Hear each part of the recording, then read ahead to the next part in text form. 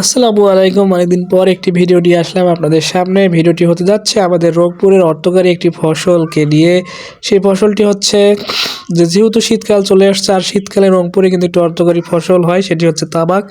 এবং আপনারা যেটি দেখতে পাচ্ছেন এটা হচ্ছে যে তামাকের বীজতলা। এখান থেকে কিন্তু এখন এই তামাকগুলোকে উঠাই বিভিন্ন জমিতে রোপণ করা হচ্ছে, এবং এই সম্পর্কেই হতে যাচ্ছে আজকের ভিডিওটি। আপনারা যদি আমি একটু ভালোভাবে দেখাই, যে দেখেন আসলে এই তামাকগুলোকে একটি নির্দিষ্ট দূরত্ব পরপর লাইন করে করে কিভাবে সারি সারি করে লাগানো হয়েছে।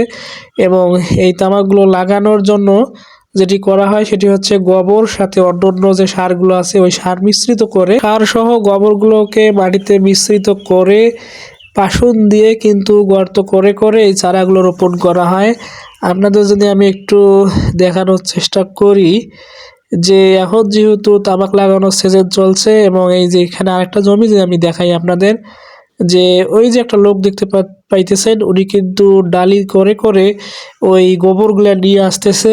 এবং এই যে এগুলাই হচ্ছে সেই গোবর বা জৈব সার, এইগুলা খোপে খোপে দেওয়া হয়। এই যে দেখেন মুঠি মুঠি দেওয়া হয়েছে, এবং কিছু লোক কিন্তু পাশুর দ্বারা এই মাটির সঙ্গে এগুলোকে মিশিয়ে তারপর একটি একটি করে তামাকের চারা রোপণ করতেছে এবং সামনের দিকে এগিয়ে যাচ্ছে। তো ভিউয়ার্স, কেমন লাগলো ভিডিওটি অবশ্যই কমেন্টে জানাবেন, এবং তামাক সম্পর্কে আর অন্যান্য ভিডিও পেতে অবশ্যই আমাদের চ্যানেলটি সাবস্ক্রাইব করে আমাদের সঙ্গেই থাকবেন। ধন্যবাদ সকলকেই।